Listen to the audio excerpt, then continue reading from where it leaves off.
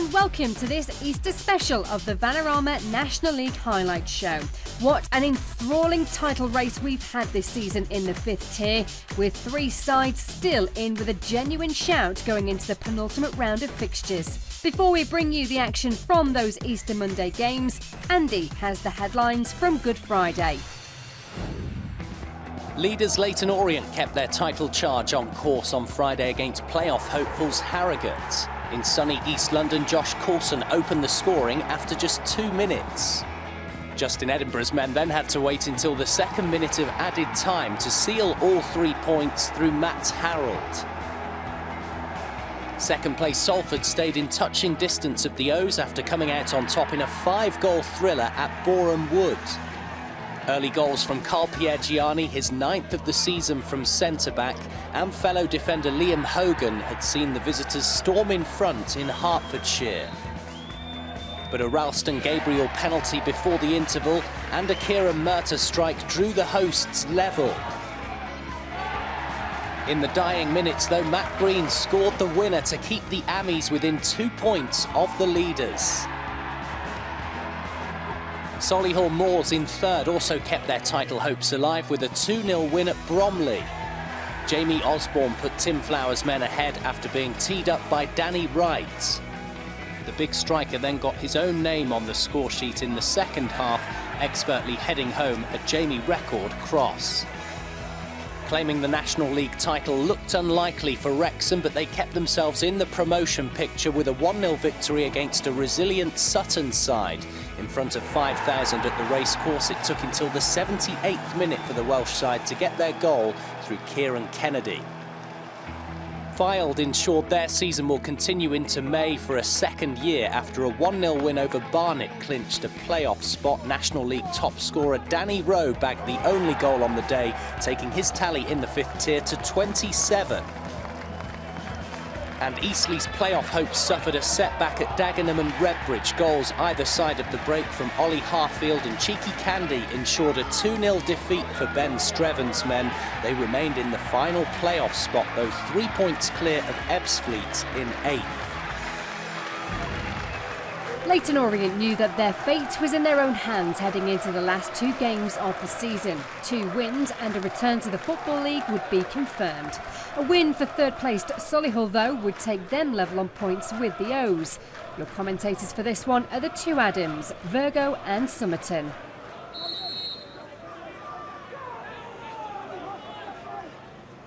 Osborne, good save by Brill. It's a great save. It's a great free kick as well. Gets it up and over the wall, just maybe creeping inside. Dean Brill moves his feet brilliantly, gets a strong hand on it to tip it around. Now there has been an important goal which is being celebrated by the Leyton Orient fans. And I can tell you that Fylde have taken the lead at Salford, which is why those Leyton Orient fans are so happy. Because Orient will be champions today if they win and Salford failed to beat Fylde.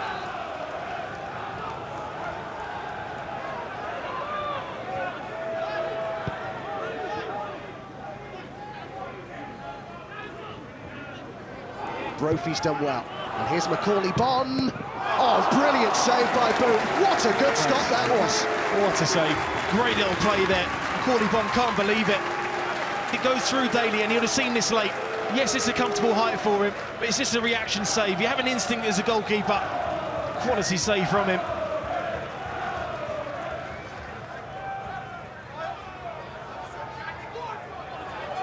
Osborne, Vaughan with the run into the box, and the cross, and it's saved by Brill, and it's just off the line. So close to an opener for Solihull. Brill rescued it at the last. Well, you say you need luck to win league titles, and this is a massive amount of luck for Leyton Orient. Widdowson just gets caught square. Great overlapping run. Coulson's maybe tugging on Hilton when the ball was played across to him. Very close. It's a deep delivery. Oh, what a chance to win it. Wide from Storer. Lost his marker in the box, and Tim Flower's reaction says it all. Oh, that was it. That was the chance. It was Clay that was marking him originally. Just loses him for that split second. And you have to say, That should have been a goal, and that should have been a win. He can't believe it. I've always said it's in our hands, and that's the way we wanted it. If anyone had offered me that at the start of pre-season, then we certainly would have took that. It's a big game, you know. Braintree again have hit form, regardless of what they're playing for. I might sound like I'm crying here, but a lot of teams this year, whenever we've played them, have hit form at the right time. So we've had to deal with that, and we've had to deal with a lot of pressure. You know, we're a big team in this league, and it's credit to the players because they have to deal with this every week. The draw in Solihull meant only a victory for Salford City would keep up the pressure on Orient. Fylde, meanwhile, were keen to maintain momentum going into the playoffs. After the hosts Adam Rooney and Emmanuel Dissarouve failed to take chances, Fylde took control half an hour in. Stevenage loanee Alex Reid beating Chris Neal to score a third of the campaign. Graham Alexander's men were unbeaten in 10. On the other side of the break, good link-up between subs Matt Green and Tom Walker led to another replacement, Rory Gaffney, bringing out the best in Jay Lynch. Into the final quarter of an hour came a Salford corner, a penalty appeal after captain Liam Hogan went down, and another fine stop by Lynch, this time from Gus Mafuta. With Fylde set to make it 4 victories from 5, the home team continued to bombard the visitors at the back. After a spot of head tennis, Green had time and space to bag, but again brilliant Lynch was up to the task. As Fylde move up to 4th, Salford are now 3 points behind Leyton Orient with inferior goal difference. I'm saying to the players out walking off the pitch, do not be sulking, do not be feeling sorry for ourselves. We've done brilliantly over the last couple of months to put ourselves in this situation anyway, and we've still got the opportunity, and it's within our control, so that's what we've got to focus on. Having already secured a playoff place, Wrexham were focusing on their final finishing position and were in fine form, having won 3 in a row. Hosts Halifax had taken 3 points from their last 5 games, losing their latest away at Hartlepool on Good Friday. It was a former Wrexham player who got the Shaman off the mark first. There was nothing Rob Lainton could do about it as Scott Quigley rifled his shot into the roof of his net inside half an hour. Wrexham have scored the fewest out of the playoff teams, but they equalised before the break. Luke Young provided the corner for Chris Holroyd to tap in his first goal since Boxing Day. Jamie Fullerton's side had lost just 1 of the last 10 home games and grabbed the winner in stoppage time. Devante Rodney making space and finding the bottom corner to score his 4th in 4 games. Defeat for the Dragons means they drop to 5th, with a top 3 finish now out of reach. Playing host to Gateshead, Harrogate Town were aiming to secure their place in the playoffs, but came into the fixture on the back of consecutive defeats for the first time this year. The Heed had enjoyed the better first half until 4 minutes before the break, when Jordan Thewlis beat the visitors' offside trap and Ainsley Pears, making it 1-0. For much of the campaign, Thewlis has struggled with injury. It has been a terrific first season in the National League for Simon Weaver's side. Into the second period, scorer turned provider as Thewlis set up Mark Beck for a simple tap-in. Harrogate are confirmed as being in the playoffs.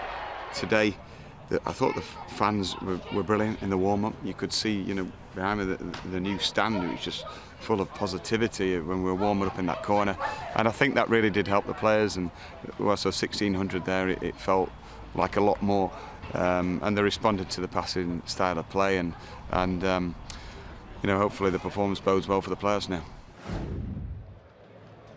What better way to celebrate the last home game of the season by securing a place in the playoffs? That was Eastleigh's task as they hosted Maidenhead at the Silver Lake Stadium, knowing a win could secure them a top 7 place.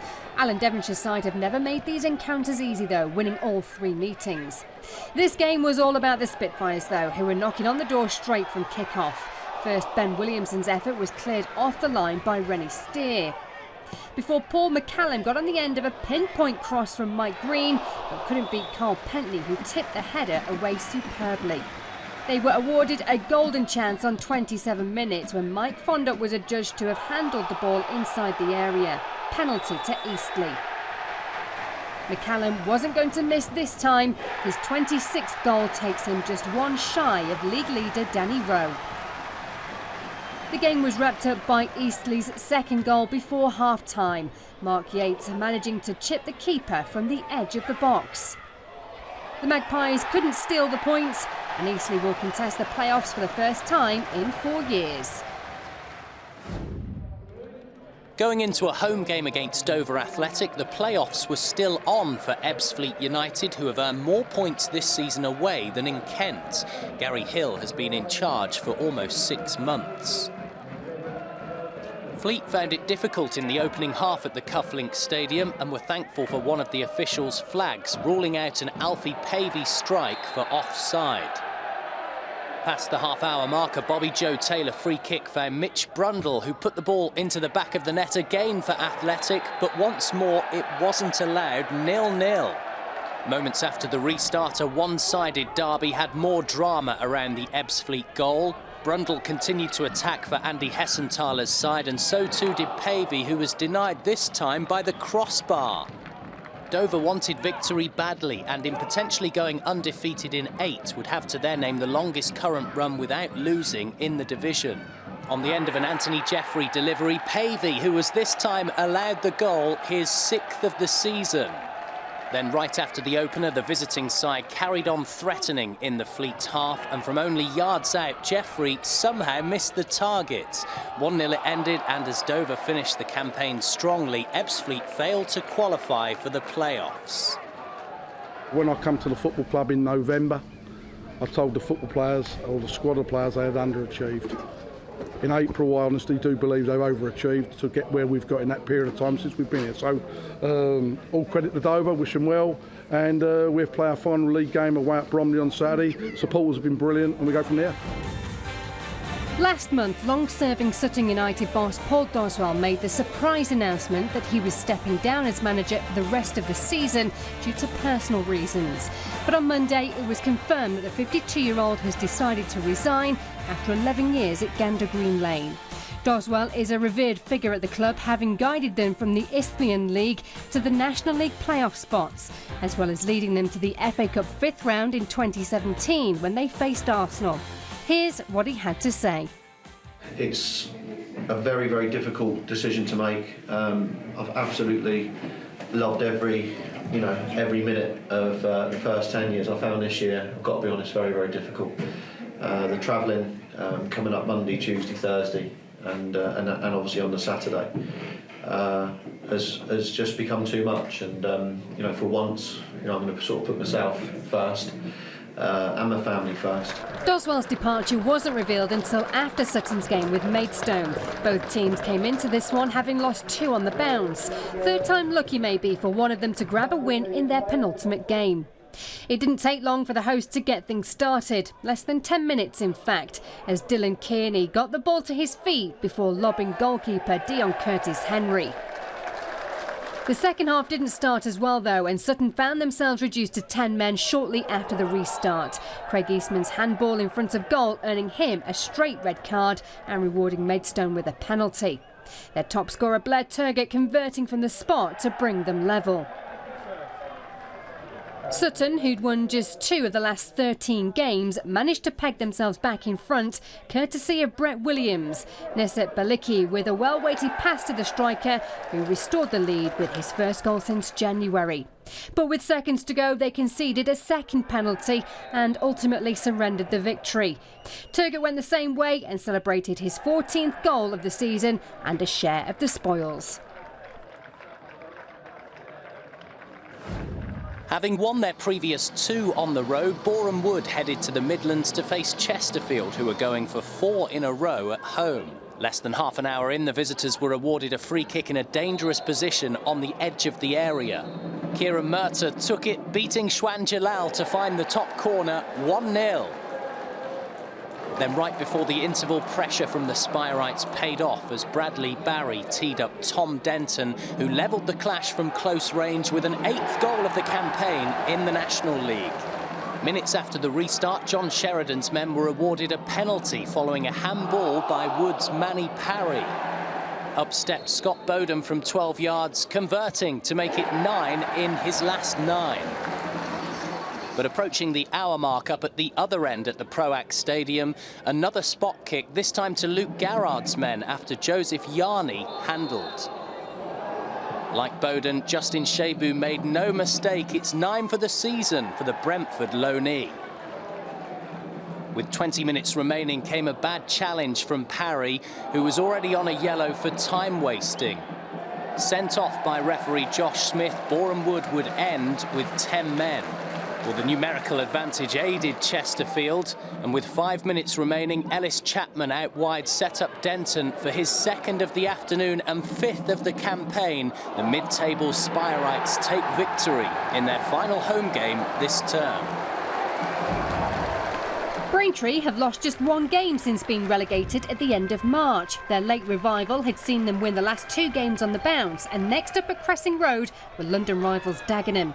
Peter Taylor's side, who will finish in the bottom half of the table, didn't go ahead when they had the chance. Ben Killip saving Tommy Edeloy's low strike. It was substitute Alfie Corelli and Corey Henry who teamed up to create the first goal for the Iron deep into the second half. Corelli, the man beating keeper Lewis Moore to make it 1-0. They doubled the lead 10 minutes later with a super strike into the top corner from Mo Sagaff to clinch their 3rd victory in a row for the first time at this level since 2016. They round off their stay in the 5th tier with a trip to leaders Leyton Orient.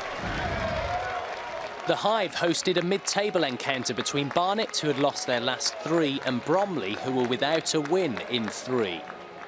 Darren Curry's men thought they'd taken an early lead in the sunshine, but due to a foul on Jordan Higgs, the effort was ruled out by referee Gareth Rhodes. Still in the first half, the home side continued to press, and visiting goalkeeper Dave Gregory was at his best to deny Ephron Mason-Clark from close range, with Shaquille Colthurst's follow-up also unsuccessful. Moments after the interval, Neil Smith's men took control as Richard Brindley crossed for Higgs, who scored for the first time since the opening day of the campaign. With 20 minutes to go, Barnet were patient in their build-up in front of almost 2,000 fans in North London. Stylish football led to the hosts' top scorer Colthurst equalising 1-1. The Bees were even keen to play out from the back, which almost cost them as George Porter stole from Callum Reynolds but was then denied by the post. It finished level, which means Barnet and Bromley are now level in the table on 57 points. Disappointed we didn't come away with a win because I thought we had the 2 chances that could have won it, but you know, the boys give everything, and I thought the second half was a cracking game. Aldershot and HAVANT and Waterlooville know they'll be meeting again in the not too distant future, having both been relegated to the 6th tier. It was Bernard Mensah who was instrumental in Aldershot's goals. The striker had already put them ahead on 14 minutes before turning provider for the second, bursting past Tyler Cordner and teeing up Matt McClure, who smashed the ball into the roof of the net to make it 2-0. The Hawks did have the chance to claw a goal back through Alfie Rutherford, but Jake Cole was there to keep his clean sheet intact. It turned out to be Lee Bradbury's last game in charge of HAVANT and Waterlooville, as the club confirmed his departure shortly after the defeat. Bradbury had been at the club since 2012, leading them to consecutive promotions and their first ever campaign at this level. Hosting Hartlepool United, Barrow were without a win in 5 matches, their joint worst run of the season in the 5th tier. Ian Evatt was forced into making an early change as Dior Angus went off injured just before the half-hour mark. Amazingly, after controlled build-up for the hosts, Angus's replacement Josh Kay scored with his first touch a bicycle kick, 1-0 Barrow. Into the second half, after superb control, Kay came close to making it 2 in Cumbria, but this time he was denied by Scott Loach. As their winless run ends, Barrow moved beyond 60 National League points. Leyton Orient need just a point on the final day of the season at home to already relegated Braintree to secure the National League title. A draw may even be enough to send the O's back to the Football League due to their superior goal difference on Salford and Solihull. Playoff places for Fylde, Wrexham, Harrogate and Eastleigh are also confirmed, with final positions still to be established. At the other end, there are still hopes of a top-half finish for Bromley, Barnet and Dover. Braintree have won their last 3 on the bounce since being relegated. Could they cause an upset in East London on the final day? Over to Andy now for an update on the National League North. To the 6th tier now, and a really exciting few days in the race to land this season's National League North title. Leaders Stockport County were at 2nd in the table, CHORLEY, on Saturday. The hosts took a first-half lead through an Alex Newby delivery and a powerful header from captain Andy Teague. Then on the hour mark, CHORLEY doubled their advantage via top scorer Marcus Carver, moving into first position by a point with 2 games to go. So then CHORLEY were away on Easter Monday at Spennymoor Town, and into the last 10 minutes the league leaders were awarded a penalty. From 12 yards, Adam Blakeman failed to convert, denied by Matt Gold, a monumental moment. Cruelly for CHORLEY, their rivals from County Durham then went on to win the clash as Glenn Taylor headed in from a corner in the 94th minute. A huge 3 points dropped. Meanwhile, Stockport County hosted Northwest neighbours Curzon Ashton and went in front after only 6 minutes, courtesy of Ash Palmer from a corner. The Hatters meant business following their frustrating loss at CHORLEY, and shortly after found the net once again through Matty Warburton. 2-0 is how it finished at Edgeley Park. Those results mean that Stockport are in pole position going into the final day, knowing a win at home to bottom side Nuneaton will secure them promotion back to the 5th tier for the first time since 2013. Hoping for a slip-up will be second-placed CHORLEY, who host Bradford Park Avenue, with the latter also in contention for a playoff spot alongside Blythe Spartans and Telford. In the south, champions Torquay will be heading back to the 5th tier at the first time of asking. Playoff places for Woking, Welling, Chelmsford and Bath are confirmed, but there are still 2 playoff spots up for grabs, with Slough Town all the way down in 11th place, still in with a chance of extending their season. Before we go, here's confirmation that we'll be at Brisbane Road this Saturday as champions-elect Leyton Orient take on Braintree, needing just a point to secure the title. Coverage starts from 12:15 on BT Sport 1 HD and 4K UHD. That's it for another week of National League action. We'll see you again on Sunday for our final show of the season, where we'll see if Leyton Orient have been crowned champions. Bye for now.